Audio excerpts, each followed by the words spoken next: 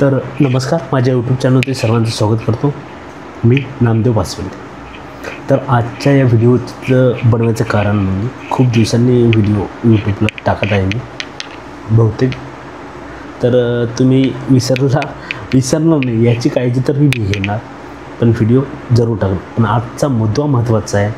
आज स्वर्गीय हिंदू हृदय सम्राट शिवसेना प्रमुख बाळासाहेब ठाकरे यांच्या पत्नी मासाहेब मीनाताई ठाकरे यांचा जो पुतळा आहे म्हणा, जे स्मारक आहे छत्रपती शिवाजी महाराज पार्क दादर इथलं, त्या म्हणजे नतद्रष्ट माणसांना त्या पुतळ्याचं विटंबन करायचं प्लॅन केला होता आणि त्याच्यावरती काहीतरी त्यांनी रंग फेकला होता, गुलाबी कलर असा काही रंग. तर अशा पद्धतीनं वातावरण हे दूषित करायचा प्रयत्न होता. पण शिवसैनिकांनी सावधान आणि उद्धवजींनी जी संयम आणि याची भूमिका घेऊन शिवसैनिकांना कुठलं शांततेत राहायचं आवाहन केलं. त्याच्यामुळे म्हणजे वेगळा प्रसंग घडला असता, जो कुठलाही असं भावनेच्या भरात तो घडलेला नाही. म्हणजे उद्धवजींनी जी दाखवलेली संयमता आणि एक आपल्या कार्यकर्त्याला समजावून सांगण्याची पद्धत ही लोकांनी पण शिकली पाहिजे असंच म्हणावं लागेल. मासाहेब मीनाताई ठाकरे स्वर्गीय हिंदू हृदय सम्राट शिवसेना प्रमुख बाळासाहेब ठाकरे यांच्या पत्नी असून आणि शिवसैनिकांसाठी माच आहेत. म्हणजे माच म्हणतात, सगळे शिवसैनिक मासाहेबच म्हणतात. अशा मासाहेबांना कोणत्या नतद्रष्ट माणसाने हा प्रयत्न केला होता, त्याला पोलिसांनी शोधून काढलं पाहिजे.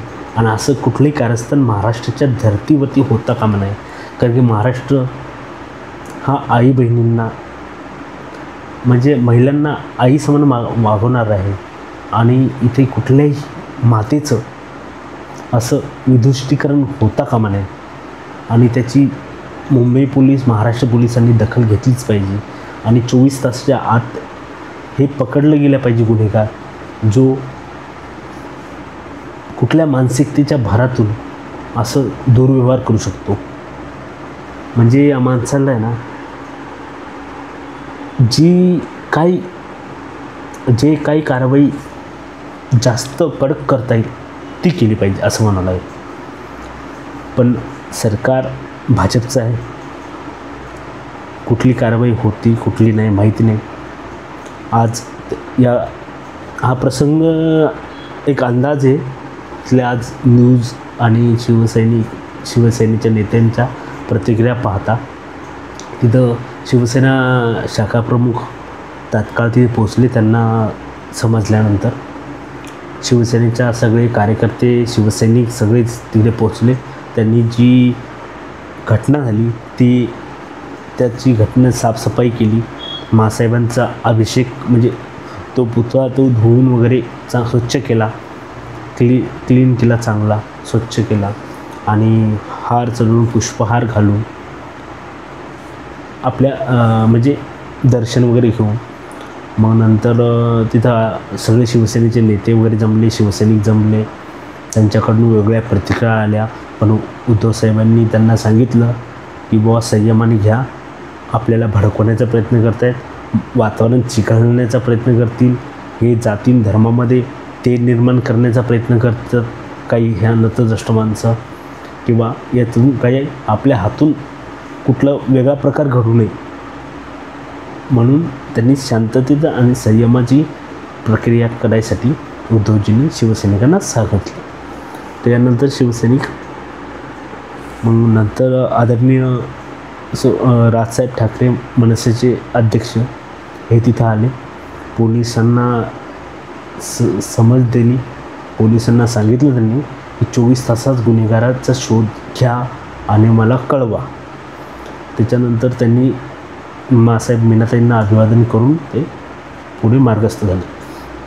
नंतर दुपारच्या भारात आदरणीय शिवसेना पक्षप्रमुख उद्धवसाहेबांनी आले तिथे दादरला आणि तिथे मासाहेबाला अभिवादन करून ते पत्रकारांशी बोलत होते.